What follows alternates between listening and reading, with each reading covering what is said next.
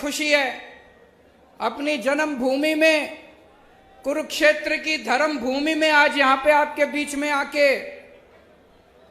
सबसे पहले अभी बता रहे थे कि कल तूफान आया था, यह शुभ संकेत है। कह रहे हैं बता रहे हैं तूफान पंजाब से आया था,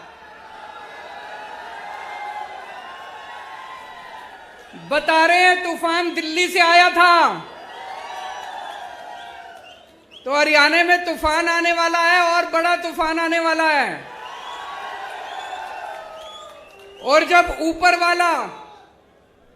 ऊपर वाला अपनी झाड़ू चलाता है तो तूफान ही आता है। ऊपर वाले ने झाड़ू चलानी शुरू कर दी तो तूफान से घबराने की बात नहीं है। बड़ा शुभ लक्षण है कि कल तूफान आया था। सबसे पहले मैं हरियाणा के सारे किसानों को बधाई देना चाहता हूं, शुक्रिया अदा करना चाहता हूं। हरियाणा के और पंजाब के किसानों ने मिलके जिस तरह से इतनी अहंकारी सरकार को झुका दिया, 1 साल तक आंदोलन किया, 1 साल तक 36 बिरादरियों ने मिलके, सारे धर्म के लोगों ने मिलके 1 साल तक सिंगू बॉर्डर पे जमे रहे।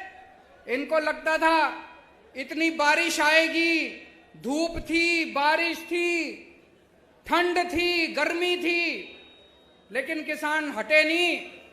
अंत पंत में सरकार को तीनों कानून वापस लेने पड़े। दोस्तों,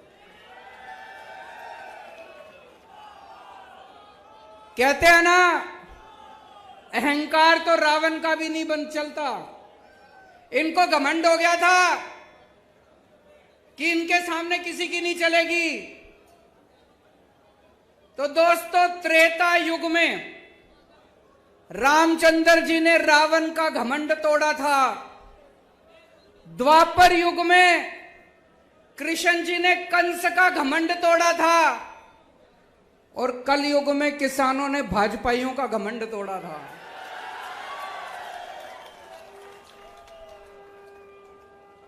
मैं सारे किसान भाइयों को बधाई देना चाहता हूं। दोस्तों, मेरे को राजनीति करनी नहीं आती, मेरे को पॉलिटिक्स करनी नहीं आती। मैं सीधा साधा छोरा हूं। मने काम करना आवे, मेरे ते कितना ही काम करा लो। दिल्ली में हमने स्कूल ठीक कर दिए, सरकारी स्कूल। सुना आप लोगों ने दिल्ली के स्कूल शानदार हो गए? किस किस ने सुना है? हाथ खड़े करके बताओ। दिल्ली में सरकारी स्कूलों में गरीबों के बच्चे पढ़ते हैं। भाई साहब, गरीबों के बच्चे सरकारी स्कूलों में पढ़ते हैं। पहले दिल्ली के सरकारी स्कूलों का बहुत बुरा हाल था, जैसे हरियाणा के स्कूलों का बुरा हाल है। हरियाणा में भी सरकारी स्कूलों का बुरा हाल है, मैं देख के आया था। दिल्ली में भी सरकारी स्कूलों का बहुत बुरा हाल था। हमने पिछले कुछ सालों में, 7 सालों में दिल्ली के सरकारी स्कूल इतने शानदार कर दिए। आप कहोगे केजरीवाल अपनी बड़ाई खुद ही कर रहा है। इस बार हमारे सरकारी स्कूलों के नतीजे 99.7% नतीजे आए हैं। 99.7%। इतिहास में 70 साल के भारत के इतिहास में सरकारी स्कूलों के नतीजे ऐसे नहीं आए। और भाई साहब, इस साल 4 लाख बच्चों ने प्राइवेट स्कूलों से नाम कटा के सरकारी स्कूलों में भर्ती कराए हैं अपने बड़े बड़े। अब अमीर लोग भी अपने बच्चों को सरकारी स्कूलों में भेज रहे हैं। बड़ी बात है भाई साहब, है कि नहीं है? अभी 2 साल पहले अमेरिका के राष्ट्रपति, अमेरिका तो दुनिया का सबसे बड़ा देश है, सबसे शक्तिशाली, अमेरिका के राष्ट्रपति इंडिया आए थे। जब वो इंडिया आए तो उनकी पत्नी भी उनके साथ आई थी। पत्नी का नाम है मिलेनिया ट्रंप। ट्रंप साहब आए थे ना 2 साल पहले अपने भारत मोदी जी से मिलने। तो जब उनकी पत्नी भी उनके साथ आई तो उनकी पत्नी मोदी जी को बोली, मैंने केजरीवाल के स्कूलों के बारे में बहुत सुना है, मैं उसका स्कूल देखना चाहती हूं। मोदी जी ने बहुत समझाया, बहन मान जा, केजरीवाल के स्कूल में ना जा, मैं अपने स्कूल दिखा दूंगा, मैं बीजेपी वालों के स्कूल दिखा दूंगा, मैं प्राइवेट स्कूल। बोली ना, मैं तो केजरीवाल के स्कूल देखूंगी। माननी नहीं वो माननी नहीं मोदी जी की बात। वो हमारे स्कूल देखने आई। बड़ी बात होगी भाई साहब, अमेरिका के राष्ट्रपति की पत्नी केजरीवाल के स्कूल देखने आई। कुछ तो कर ही रखा होगा हमने, कुछ तो कर ही रखा होगा हमने। मैं पूछना चाहता हूं, ये हरियाणा के खट्टर साहब के स्कूल कौन देखने आया? कोई आस पड़ोस का कोई श्रीलंका वाला ही आ गया हो देखने? कोई, चलो बाहर वाले छोड़ो, कोई अपने देश का ही कोई देखने आया हो इनके स्कूल? अबे कुछ करोगे तभी तो कोई देखने आएगा तुम्हारे स्कूल। कोई। दोस्तों, आज हमारे स्कूलों से निकल के बच्चे बड़े बड़े इंजीनियर बन रहे हैं, गरीबों के बच्चे। जैसे मैं आपको उदाहरण देता हूं, शुभम एक लड़का है, दिल्ली में उत्तम नगर में रहता है। उसके पिताजी चौकीदारी का काम करते हैं, चौकीदार, किसी कंपनी में चौकीदारी का काम करते हैं। 6,000 रुपए महीना है उनके पिताजी की। वो सरकारी स्कूल में पढ़ता है। उसके पिताजी के पास इतने भी पैसे नहीं है कि किताबें खरीद दे, ड्रेस खरीद दे। सारा कुछ उसको स्कूल से फ्री में मिलता है। दिल्ली के स्कूल इतने शानदार हो गए, इस बार शुभम ने आईआईटी की परीक्षा दी। आईआईटी मतलब देश का सबसे बड़ा इंजीनियरिंग कॉलेज। मैं भी आईआईटी से पढ़ा हूं। देश का सबसे बड़ा इंजीनियरिंग कॉलेज, लाखों बच्चे बैठते हैं उसमें। शुभम का पूरे देश में 215 नंबर पे रैंक आया और उसको आईआईटी के अंदर कंप्यूटर इंजीनियरिंग के अंदर दाखिला मिला है उसका।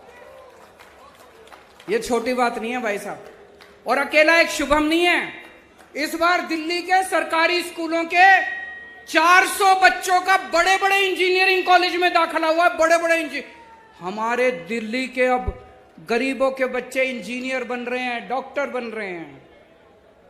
एक और बच्चा है, कुशाल गर्ग, शास्त्री पार्क में रहता है। उसके पिताजी कार्डबोर्ड की कंपनी में मजदूरी करते हैं। 11,000 रुपए महीना तनख्वाह कमाते हैं। उनके बेटे का एडमिशन इस बार ऑल इंडिया मेडिकल कॉलेज में हुआ है। देश का सबसे बड़ा, ऑल इंडिया मेडिकल तो सबसे बड़ा है, ऑल इंडिया मेडिकल में उसके बच्चे का एडमिशन हुआ है। मैं इनसे बात कर रहा था, बोले जी आज से 5 साल पहले जो सरकारी स्कूलों की हालत थी, अगर वैसी हालत रहती हमारे बच्चे भी बड़े होकर मजदूरी करते। ये तो बोले केजरीवाल जी आपका धन्यवाद जो आपने स्कूल इतने शानदार कर दिए। मैं ये कहना चाहता हूं कि अगर गरीबों के बच्चे भी इंटेलिजेंट होते हैं, गरीबों के बच्चे कमजोर नहीं होते। ये तो माँ बाप के पास साधन नहीं होते, सरकारें कुछ करती नहीं है, इसलिए गरीब का बच्चा बड़ा होकर गरीब रह जाता है। आज दिल्ली के अंदर आप सोच के देखो कितने ऐसे शुभम होंगे, कितने ऐसे कुशाल गर्ग होंगे। लाखों बच्चे दिल्ली के स्कूलों में, 18 लाख बच्चे पढ़ते हैं।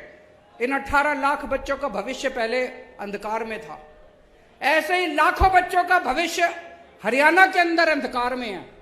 हरियाणा के अंदर भी स्कूलों का बुरा हाल है। एक मौका दे दो, हरियाणा के सारे सरकारी स्कूल बदल के दिखा दूंगा मैं। एक मौका दे दो। दिल्ली में करके आया हूं, हवा में बात नहीं कर रहा, दिल्ली में करके आया हूं। हरियाणा के भी सारे स्कूल बदल दूंगा। गरीबों के बच्चों को अच्छा भविष्य मिलना चालू होगा। गरीबों के बच्चे भी डॉक्टर बनेंगे, इंजीनियर बनेंगे, वकील बनेंगे। और ये जितने प्राइवेट स्कूल वाले हैं सारे खराब नहीं है, लेकिन कई प्राइवेट स्कूल वालों ने गुंडागर्दी मचा रखी है। मचा रखी है कि नहीं मचा रखी? जब मर्जी फीस बढ़ा देते हैं। कभी कहेंगे development charge, picnic charge, library charge, फलाना चार्ज, ढिमका चार्ज। दिल्ली में 7 साल से हमने इनको प्राइवेट वालों को फीस नहीं बढ़ाने दी, उल्टे इनका सबको ऑडिट कराया। कई लोगों को पैसे वापस कराए हैं प्राइवेट स्कूल वालों से, कभी नहीं हुआ होगा ऐसा। तो आज इतने सारे लोग हैं, मैं आपसे पूछना चाहता हूं, कौन कौन अपने बच्चों को इंजीनियर बनाना चाहता है? कौन कौन अपने बच्चों को डॉक्टर बनाना चाहता है? कौन कौन अपने बच्चों को वकील बनाना चाहता है? सारे जने हमारे साथ आ जाओ। और जो जो लोग अपने बच्चों को गुंडा बनाना चाहते हैं, हाथ खड़े करो। जो जो अपने बच्चों को दंगई बनाना चाहते हैं, गुंडे बनाना चाहते हैं, बलात्कारी बनाना चाहते हैं, उनके साथ चले जाओ। उनकी पार्टी, सारे इनकी पार्टी में लुच्चे, लफंगे, दंगई, बलात्कारी सारे भरे पड़े हैं इनकी पार्टी के अंदर। सुबह से शाम तक गुंडागर्दी करते घूमते हैं। या तो ये खुद गुंडागर्दी करते हैं, नहीं तो देश में पता चल जाए कहीं गुंडागर्दी हो गई, उनका जाके सम्मान करते हैं, गुंडों का सम्मान करते हैं, दंगा करने वालों का सम्मान करते हैं। अभी थोड़े दिन पहले कुछ गुंडों ने मेरे घर पे हमला कर दिया। आपने पढ़ा होगा, अखबारों में, टीवी में देखा होगा। कुछ गुंडों ने हमला कर दिया। इन्होंने उन सारे गुंडों का अगले दिन सम्मान करा। ऐसे देश आगे बढ़ेगा। किसानों के ऊपर इनके आदमियों ने गाड़ी चढ़ा दी उत्तर प्रदेश के अंदर। इनकी पूरी की पूरी पार्टी ने बड़े बड़े वकील खड़े कर दिए उसको बचाने के लिए, जिसने किसानों के ऊपर गाड़ी चढ़ाई थी। देश में कहीं बलात्कार हो जाए, देश में कहीं बलात्कार हो जाए, इनकी पार्टी पहुंच जाती है बलात्कारियों का सम्मान करने के लिए, शोभा यात्रा निकालने के लिए। आप क्या सुनते हो इनके बारे में? यही सुनते हो, इन्होंने यहां दंगा कर दिया, यहां मारपीट कर दी, यहां गुंडई कर दिया। और आम आदमी पार्टी के बारे में क्या सुनते हो? यहां पे इन्होंने स्कूल बना दिए, यहां अस्पताल बना दिए, यहां बिजली ठीक कर दी, यहां पानी ठीक कर दिया, यहां सड़कें ठीक कर दी। आम आदमी पार्टी शरीफों की पार्टी है। आम आदमी पार्टी देशभक्तों की पार्टी है। आम आदमी पार्टी ईमानदार लोगों की पार्टी है। हम देश की सोचते हैं, हम इनकी तरह गुंडागर्दी नहीं करते। अमेरिका में कोई गुंडागर्दी कर दे तो वो जेल जाता है। इंडिया में कोई गुंडागर्दी कर दे तो इनकी पार्टी में जाता है। यूरोप में कोई बलात्कार करे तो वो जेल जाता है। इंडिया में कोई बलात्कार करे तो इनकी पार्टी में जाता है। कैसा भारत चाहते हो आप लोग? गुंडों का भारत चाहते हो? दंगइयों का भारत चाहते हो कि विकास और तरक्की वाला भारत चाहते हो? मैं आप लोगों से पूछना चाहता हूं, पिछले 7 साल हो गए अब खट्टर साहब को सरकार चलाते। 7 साल से खट्टर साहब की सरकार है। खट्टर साहब ने कितनी नौकरियां दी आप लोगों को? हरियाणा के बच्चों को कितनी नौकरियां दी खट्टर साहब ने? मैंने दिल्ली में पिछले 7 साल में 12 लाख नौकरियां दी है। 12 लाख बच्चों को नौकरियां दी। मैंने 12 लाख बच्चों को नौकरी दी। और मैं हवा में नहीं बात कर रहा, वेबसाइट पे पूरा डेटा पड़ा है। हमारी वेबसाइट पे चले जाना, वेबसाइट पे सारा डेटा है। मैंने 12 लाख बच्चों को नौकरियां दी हैं और अगले 5 साल में 20 लाख बच्चों को नौकरी देने का पूरा प्लान बनाया है। मैं नौकरी दे सकता हूं, ये नहीं दे सकते। ये कभी ये नौकरी नहीं देंगे आपको। ये कभी आपके बच्चों को नौकरी नहीं देंगे। क्यों? क्योंकि इनको अपनी पार्टी के लिए बेरोजगार गुंडों की जरूरत है। आपके बच्चों को दंगा कराना सिखाएंगे, गुंडाई करना सिखाएंगे, अपने बच्चों को विदेश भेजते हैं पढ़ने के लिए ये लोग। अभी मेरे को एक भाई बता रहा था, हरियाणा में सारे पेपर लीक हो जाते हैं। जितने भर्तियों के पेपर होते हैं सारे लीक। ऐसा है क्या जी? ये मेरे को एक लिस्ट दी है एक भाई ने।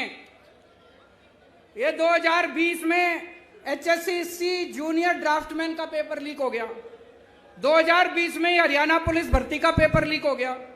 2021 में पेपर पुलिस भर्ती का फेर पेपर लीक हो गया। 2021 में कुरुक्षेत्र स्वास्थ्य विभाग का पेपर लीक हो गया। 2022 में HSSC पद की भर्ती का पेपर लीक हो गया। 2022 में ग्राम सचिव और पटवारी की भर्ती का पेपर लीक हो गया। 2022 में TGT भर्ती का पेपर लीक हो गया। 2022 में डेंटल सर्जन की भर्ती का पेपर।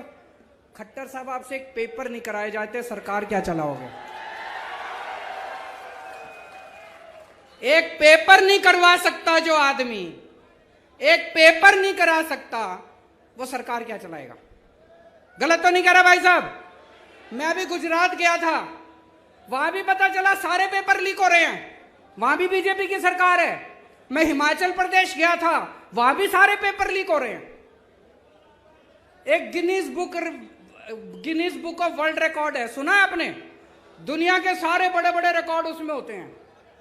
अभी उनकी कल मीटिंग हुई है शाम को गिनीज बुक वालों की, उसमें भारतीय जनता पार्टी का नाम लिखा जा रहा है, सबसे ज्यादा पेपर लीक करवाने वाली पार्टी भारतीय जनता पार्टी। इनकी सरकारों से पेपर नहीं होते, इनसे स्कूल नहीं बनते, इनसे बिजली ठीक नहीं होती, इनसे अस्पताल नहीं बनते। क्यों बोझ उठा के घूम रहे हो? इनको उखाड़ के फेंको, अब ईमानदार पार्टी आ गई। कई बच्चे आर्मी में भर्ती होना चाहते हैं, देश की सेवा करना चाहते हैं। 2020 के बाद से आज तक आर्मी की भर्ती नहीं खुली, आर्मी की भर्ती के पेपर नहीं करवाए इन्होंने। आज इस मंच के जरिए मैं केंद्र सरकार से और प्रधानमंत्री जी से अपील करना चाहता हूं, 1 लाख से ज्यादा आर्मी के अंदर खाली स्थान हो चुके, इनकी जल्दी से भर्तियां खोली जाए। बच्चे ओवरेज हो रहे हैं। मैंने सुना अभी भिवानी के अंदर एक यंग लड़का पवन, जो आर्मी में जाना चाहता था, भर्ती होना चाहता था फौज में, उसने खुदकुशी कर ली। हमारे नौजवान खुदकुशी कर रहे हैं, तो ये आर्मी की भर्तियां क्यों नहीं खोल रहे? मैं प्रधानमंत्री जी को कल चिट्ठी भी लिखूंगा, उनसे निवेदन करूंगा कि आर्मी की भर्तियां तुरंत खोली जाएं, ताकि हमारे बच्चे फौज के अंदर भर्ती हो सकें। दिल्ली में हमने पहले सरकारी अस्पतालों का भी दिल्ली में बहुत बुरा हाल था, हमने सारे सरकारी अस्पताल शानदार कर दिए, खूब सारे मोहल्ला क्लिनिक कर दिए, और दिल्ली में 2 करोड़ लोग हैं, हमने सबका इलाज मुफ्त कर दिया, चाहे कितनी बड़ी बीमारी क्यों ना हो, चाहे लाखों रुपए क्यों ना लगते हो। मैं आपको एक उदाहरण देता हूं। एक मोनिका बहन है, लक्ष्मी नगर में रहती है, वो और उसके पति दोनों को कैंसर हो गया। एक कमरे के घर में रहते हैं, बहुत गरीब लोग हैं। उसका पति दूध बेच के सवेरे सवेरे घर घर में जाके दूध बेच के कमाया करता था, उसकी वो भी कमाई बंद हो गई। दोनों को कैंसर हो गया। भाई साहब, अगर कैंसर जैसी बीमारी हो जाए तो जमीन बेचनी पड़ जाती है, आदमी लुट जाता है, गहने बेचने पड़ जाते हैं बीवी के। इन दोनों को ऊपर वाले का शुक्र था, दिल्ली में आम आदमी पार्टी की सरकार थी। ये LNJP हॉस्पिटल में गए, शानदार हॉस्पिटल, सारा इलाज इनका मुफ्त हो गया, दोनों ठीक हो गए और अब दोनों ठीक होकर अपना काम कर रहे हैं। दोस्तों, ऐसे करोड़ों करोड़ों लोग जिनके बच्चे सरकारी स्कूलों में पढ़ रहे हैं, जिनका इलाज सरकारी अस्पतालों में हो रहा है, इन लोगों की हमें दुआएं और उनके आशीर्वाद मिलते हैं, जिसकी वजह से आज आम आदमी पार्टी इतनी तरक्की कर रही है। दिल्ली में हमने बिजली 24 घंटे कर दी। पहले दिल्ली में बहुत हरियाणा में बिजली जाती है नहीं जाती? मेरे को पता चला खूब पावर कट लगते हैं। दिल्ली में 24 घंटे कर दी, हरियाणा में भी 24 घंटे बिजली चाहिए नहीं चाहिए? दिल्ली में केवल 24 घंटे बिजली नहीं करी, फ्री बिजली भी कर दी। फ्री बिजली चाहिए नहीं चाहिए? एक बार हाथ खड़े करके बताओ, फ्री बिजली जिसको चाहिए। फ्री बिजली चाहिए तो सरकार बदलनी पड़ेगी, या खट्टर तो फ्री बिजली, खट्टर साहब तो नहीं करेंगे फ्री बिजली। अभी हमें पता चला पंजाब में हमारा एक मंत्री अफसरों से पैसे मांग रहा था। हमारा हेल्थ मिनिस्टर पंजाब का अफसरों से पैसे मांग रहा था। मीडिया को नहीं पता था, विपक्षी दलों को भी नहीं पता था। कोई और पार्टी होती तो क्या करती? उसको कहती थोड़ा बहुत पार्टी फंड में भी जमा करा, सारा खुद मत खा, यही कहते। कोई और मुख्यमंत्री होता तो क्या करता? कहता आधा मेरे को दे, आधा खुद रख। आम आदमी पार्टी ऐसी नहीं है। हमने उस मंत्री को बर्खास्त करके उसको सीधा जेल में कर दिया। हमने दिल्ली में हमारा एक मंत्री, एक राशन वाले से मेरा मंत्री पैसे मांग रहा था, 2015 की बात है।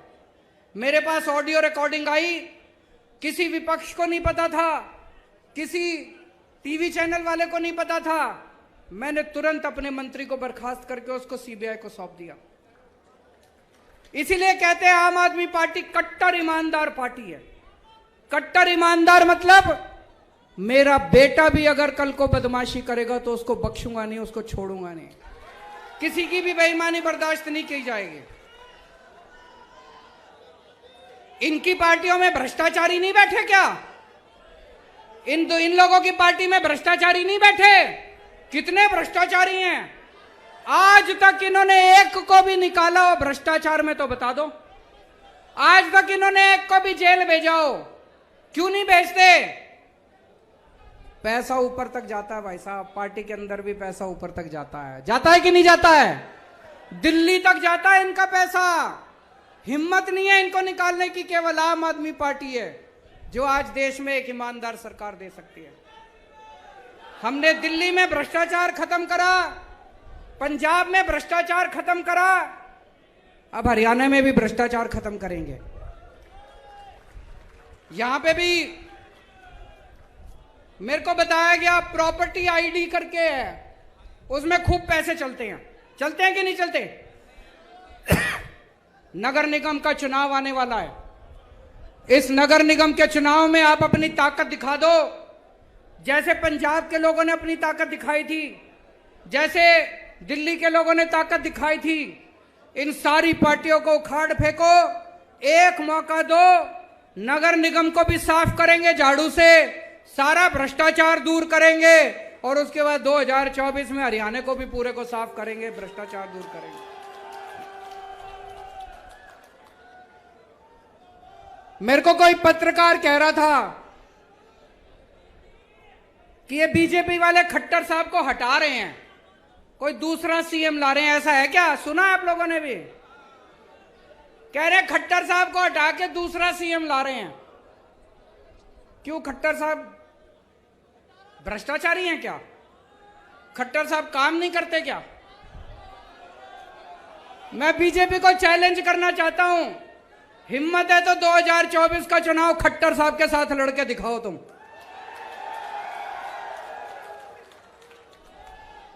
दोस्तों, हमारा तो एक ही मकसद है, हमारी जिंदगी का एक ही मकसद है, भारत को दुनिया का नंबर 1 देश बनाना। भारत दुनिया का नंबर 1 देश बन सकता है। भारत के लोगों में बहुत ताकत है, भारत के बच्चों में, युवाओं में बहुत ताकत है। मेरा मकसद है, कई मेरे से पूछते हैं पत्रकार, आप कौन सी पार्टी के साथ अलायंस करोगे? मेरे को यह अलायंस करना नहीं आता।